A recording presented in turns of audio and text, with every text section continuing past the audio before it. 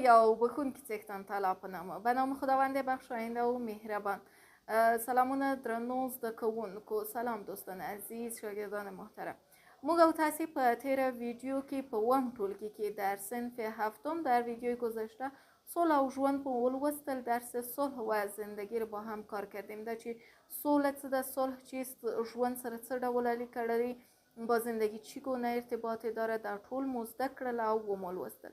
نن راځو امروز میایم و یک درس مهمی را با هم کار میکنیم. چی؟ یاگانی دی. یاگانی په پښتو ژبه کې ډیر زیات ارزښت لري. یاها در زبان پشتو ارزش بسیار بالایی را دارن او باید یاگانی مو زده، باید یاها را یاد داشته باشیم. موږ په بل ویډیو هم د ګرامر په برخه کې د یاګانو په اړه کار کړی ده. در بخش گرامر ویدیوی در مورد یاها، تشریح یاها هم کار کردیم، ولی اینجا چون درس است امروز بالای درس صنف هفتم هم کار میکنیم. نو لدی لوست ما موخه څه ده، هدف از این درس ما چی هست؟ څلورم لوست کله چې موږ وایو وقتی که درس چهارم را میخوانیم دلته عنوان دی د یا ډولونه، اقسام یاها.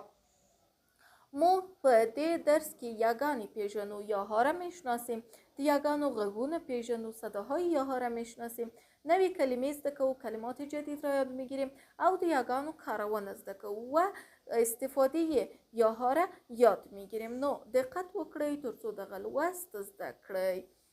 هر ژبه، هر زبان جلا جدا غږونه، صداها او توری لري و حروف دارند. هر زبان صداها و حروف جداگانه دارند. په پښتو کې در پښتو یو شمیر یک تعداد غږونه دي، صداها هستند چې په بیلابیلو کې در مختلف یاگانو که به یاهای متفاوت مختلف ښودل کیږي نشان داده میشن، یعنی که توسط یاهای مختلف نشان داده میشن. یاگانی یاها اصلا توری حروف ندی نیستن، یاها اصلا حروف نیستن، یعنی حروف نیستن بلکه غږونه دي، بلکه صدا هستند. چی هستند؟ صدا هستند که اگر دا غږونه، این صداها د چا زده نوی، کسی یاد نداشته باشه این صداها را، این بخش را کسی یاد نداشته باشه، نو د پښتو متن سم لوستلی او لیکلی نشي. پس متن پښتو را درست خوانده و درست نوشته نمیتونه، این کار نمیتونه. پوښتنه ده، یک سوال است که اگر ما یا بیل ډولونه اقسام متفاوت یاها را زده نوی، یاد نداشته باشیم، آیا یک متن سم لوستلی درست خوانده یا لیکلی شو درست خوانده و یا درست نوشته میتونیم یا خیر؟ در تصویر که شما میبینین نرمه یا هیچ ټکی نلري، یا نرم هیچ چیزی نداره، یا ساده. اوږده یا دراز گفته میشه چې دو لاندی ټکی لري که دو دانه نقطه سر در سر داره. سرګنده یا یعنی چې دو ټکی څنګ په څنګ لري، دو نقطه داره، شکلش متفاوت هستن. امریه یا د امر کولو لپاره کارول کیږي او همزه لري، همزه داره. ببینید لکه اداره یا زورکی والا یا دنبک دار، هر کدامش از خود شکل و قواره خاص هم داره چې موږ باید دا په پام کې ونیسیم و باید در نظر داشته باشیم. ټولې ژبې، تمام زبانها ځانګړی خاص جوړښت لري، ساختار خاص داره. زموږ د هیواد ژبې، زبانهای کشور ما، هیواد وطن کشور، زبانهای کشور ما هم همداسې دي، همین قسم هستند. دری خپل، دری خود، یعنی جوړښت ساختار خود داره، لری داره، او پښتو خپل و پښتو از خود داره، ساختار خود داره. په پښتو ژبه کې در زبان پښتو څو غږونه، چند صدا دی هست چې په دری ژبه کې که در زبان دری نشته نیست، یعنی چند صدایی داریم که باز در زبان دری را نداریم. همداراز همین طور، همداراز همین طور یا همین قسم د غږونو لپاره برای صداها یو شمیر، یک تعداد لیکنی نوشتاری نکشته نوشته ها است. یک تعداد نوشته های علامه های نوشتاری هست چې توری ورتوایی که برش حروف گفته میشه، یعنی که ما سمبولش داریم، یعنی که ما نشان داده میتونیم، نوشته میتونیم. یو شمیر یک تعداد غږونو صداها لپاره توری نشته. به یک تعداد صداها باز حروف نیسته که یعنی او را نوشته نمیتونیم. لدی عمله از این سبب په لوستلو در خواندن ستونزې مشکلات رامنځته کیږي به وجود میه. په پښتو ژبه کې در زبان پښتو 15 غږونه 5 صدا هست. چند؟ 5 صدا. 15 غږونه دي، 5 صدا هست چې په کلمو کې که در کلمه ها د معنا د تغییر سبب کیږي. سبب تغییر معنا میشه، یعنی اگر درست ادا نسازی او حرف را یا او کلمه را او صدا را باز معناش چی میشه؟ تغییر میشه. لده جمله از این جمله یه هم یاگانی دی، یکی هم یا هست. یاها ما صداهایی هسته که باید مراعاتش کنیم. یاگانی زیادتر د کلمو په منځ، یاها بیشتر در وسط کلمه ها او پای و پایان کلمه ها یعنی آخر کلمه ها راځي می آیند او په بیلا بیلو بڼو یعنی شکل و به شکل های متفاوت لیکل کیږي، نوشته می شود. دلته یې در اینجا لبیلگو سره گورو با نمونه هایش می بینیم، یعنی مثال هم کار می کنیم، تعریف هم کار می کنیم. نرمه یا یای نرمه یا یای ساده. هیچ تکه نقطه نلری، ندارد. هیچ نقطه نداره. ببینین پایین و بالای یا را ببینین هیچ نقطه نداره. او یوازی و تنها د نارینه نمونو لپاره برای اسمهای مرد یا مذکر، نارینه مذکر، برای اسمهای مذکر کارول کیږي استفاده می شود. لکه مانند سړی شخص، منگی کوزه، لرگی چوب، زلمی جوان، توریالی و نام شخص یا شمشیرزن. بیلگی نمونه هایش پلاندی جملو که در جملات زیل وگوری ببینید. زمان که من درس میخوانم شما متوجه باشین یاها رو چگونه تلفظ میکنم. یو سړی را روان او لرگی ورسره و. یک مرد روان بود و چوب همراهش بود، یعنی یک مرد میامد طرف من را روان بود و یک چوب همراهش بود. منگی لسر ولوید، کوزه از سرش افتاد. کوزه از سرش افتاد. منگی لسر ولوید، کوزه از سرش افتاد. زلمی او توریالی نن سهار لاړل. اشتباه. زلمی نمیتونیم بگویم، درسته؟ زلمی و توریالی نن سهار لاړل. زلمی و توریالی امصبح رفتن. نام های اشخاص است. سرگنده یا دویمه سرگنده یا یای آشکار. دیده یا لاندی دو ټکی دو دانه نقطه څنګ پر څنګ پهلو تا پهلو ایښودل کېږي، گذاشته میشه.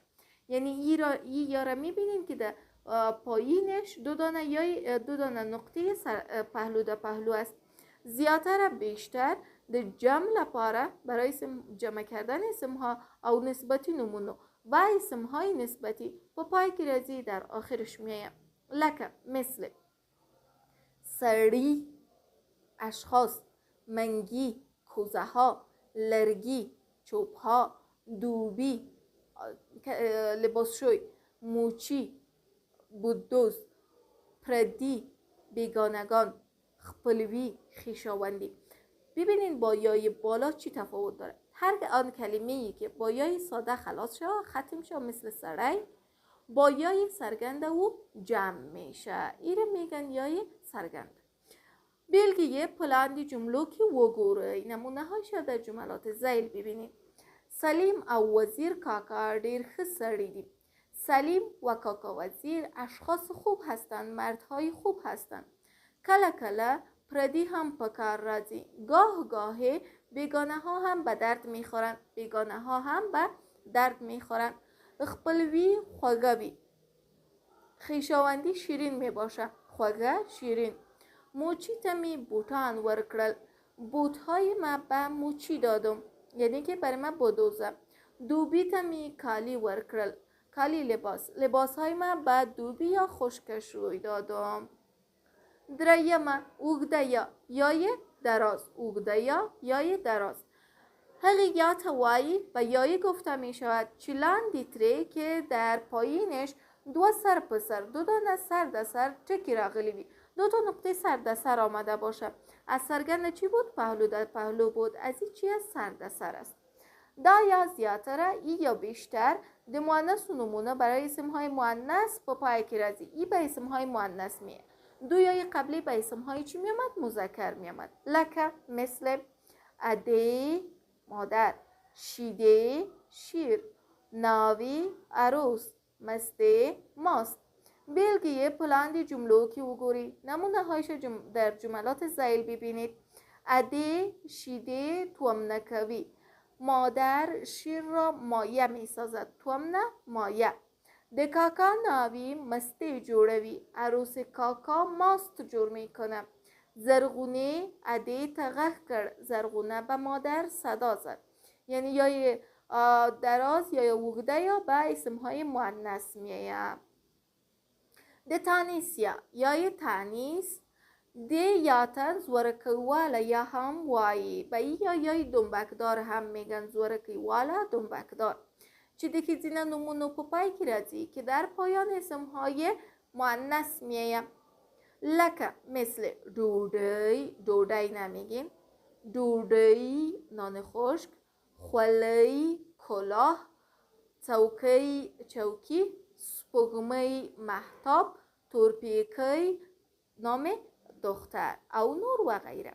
بیلگه پلاند جملو که وګورئ نمونه هایش در جملات زیل ببینید. گلالی پر چوکی ناسته ده، گلالی بالای چوکی نشسته. گلالی ببینید در فارسی هم تغییر میه. گلالی پښتو گلالی. درست شد؟ تورپیکی د احمد خولۍ پریمینځي، تورپیکی کلاه احمد را میشوید. تورپیکی فکرتان شد؟ هوسۍ ډوډۍ پخوي، هوسۍ نان پخته میکنه. هوسۍ در اینجا اسم دختر است. مخاطبه یا مخاطب دا یا په وینا کې این یا در گفتار یا در تلفظ د زورکیوالي په څیر به مثل دنبکدار ویل کیږي، یعنی به مثل یای تانیث خوانده میشه او په امریه فعلونو کې راځي و در افعال امری میاد. ببینید یای تانیث در چی میاد؟ اسم های مؤنث و یای مخاطب در چی میاد؟ در افعال میاد. لکه مثل خوری بخورید، ځئ بروین، کینی بشینین، پاڅیږئ بلند شوین، ودریږئ ایستاده شوین. یا دالاند جمله یا هم جملات زی. هلکانو ډوډۍ وخورئ امر میکنه، بچه ها نان بخورین. درست است؟ به گونه امر. ځئ لاړ شئ برید، کینی او درس ولولئ، بشینین و درس بخوانید. یعنی در این قسمت از امر استفاده میکنه. د متن لنډیز خلاصه متن. ببینید در خلاصه متن به شما چی میگه. یاګانې د پښتو ژبې غږونه دي، صداهای زبان پښتو هست. 15 بیلابیل ډولونه لري، 5 قسم متفاوت یا مختلف را داره. د کلمو په منځ او پای کې راځي، در وسط و پایان کلمه ها میایه. پښتو یاګانې دی چې هر یوه د کلمو معنا تغییروي. یاهای پښتو یاهای هستند یا حروف هستند که معنای هر کلمه را چی میتن؟ تغییر میتن. هر څوک چې هر کسی که د پښتو متون لیکي، متون یعنی متن پښتو را می نویسه یا یې لولي یا میخوانه، د دې یاګانو او د هغو د غږونو زده کړه ورته زیاته ضروری ده. یادگیری این یاها و یادگیری صداهای این یاها برش بسیار ضروری و حتمی است. چون ببینید اگر این یاها رو بلد نباشین، کلمه که میخواین جمع استفاده کنین او رو مفرد استفاده میکنین، صفتی را که میخواین بر مؤنث استفاده کنین او رو به مذکر استفاده میکنین، پس اون مشکلات به وجود میاره. از فعالیتونه در فعالیت ها ببینین گفته که در این جملات یاها را پیدا کنین، په دې لاندې جملو کې یاګانې پیدا کړئ یا یاګانو ته خپله همغه دغه ورکړئ، ټیکې ورکړئ. بل دویمه ډله گروه دوم یا در بخش دومتان میایه که خانه خالی ها را پر کنین، مثلا خپلوی خواږه در اینجا شیرین میایه او همداسې و همیطور یاگانی آیا سمیدی که ندی یاها را در اینجا ببینید درست است یا نیست. بعد اگر درست بود نام امو یا را نوشته کنین که دنبکدار است چه رقم یا هست. به همین ترتیب شما در اینجا این کلمه ها را باید جمله سازی کنید. غوگون صداها، توری حروف، تیر مانند، توپیر فرق، ځانګړی خاص، جوړښت ساختار، لیکنی نوشته، ستونزه مشکل، بیلگه نمونه، نارینه مرد، ښځینه زن، خپلوي خویشاوندي، خوږه شیرین، تومنه مایه. څلورم فعالیت که تاسو باید دغه خانخالیان اینجا کوئ. زما نوم احمد دی. نام من احمد است. در کابل په اندرابیو کې اوسیدونکی یم. باشنده اندرابی کابل هستم. عمرم اینجا نوشته میکنین 7 ساله 8 ساله هر چقدر که هستم. کلونو ترسی بین قدر سال میرسم. در قضیه لیسه دوم خانخالی زده کوونکی یم. چی؟ اینجا چی میگه؟ صنف هفتم. پس اینجا ټولګی شاگرد لیسه غازی هستم در صنف هفتم. پلار می پدرم احمد نام داره، محمود نام داره. اینجا نوشته میکنیم. و کابل ښاروالي کې در ښاروالي کابل هست. اونجا نوشته میکنیم چی کاره هست، رئیس است، مدیر است، کارمند است. زموږ خانخالی په ژمی کې رخصت وی. چی ما در زمستان رخصت می باشه؟ البته که مکتب، ښوونځی، زموږ ښوونځی.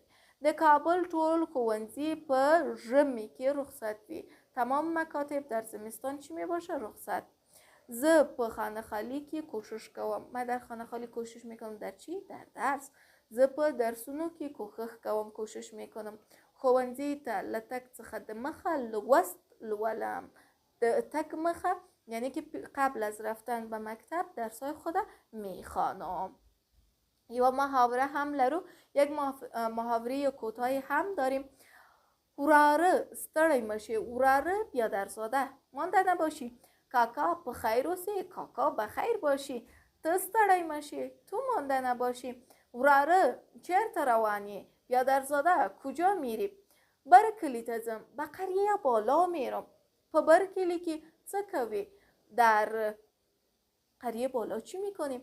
هلته له ګلاب سره درس لولم. د اونجا با ګلاب درس میخوانم. سبامون د بیولوژی ازموینه ده. ازموینه امتحان. فردا امتحان بیولوژی داریم. ازموینه مو پیل شده؟ امتحاناتتان شروع شده؟ پیل شروع. هو کاکا، بله کاکا. 3 ورځې کېږي، 3 روز میشه چې پیل شویده که شروع شده. دا کوم ازموینه ده؟ ای کدام امتحان است؟ 4 نیم میاشتینی ده. امتحان 4 نیم ماه است. 2 ورځې دوام کوي. چند روز ادامه پیدا میکنه یا چند روز ادامه داره؟ 10 ورځې، 10 روز. بیا 15 ورځې رخصتی گو. باز 15 روز رخصت میشه. ډیر بسیار خوب. رخصتی چرته تیروی؟ رخصتی رو در کجا تیر میکنیم؟ چرته بلار شم کاکا؟ کجا خواد رفتم کاکا؟ به خواهد منو میده. کجا خواد رفتم کاکا؟ کور که کارونه لرم، در خانه کار دارم. زړه می دی چې هغه سرته ورسوم. دل ما سمو کارای من انجام بتم، همونا را انجام بتم. ځه خدای دی مل شه، برو خدا نگهدارت.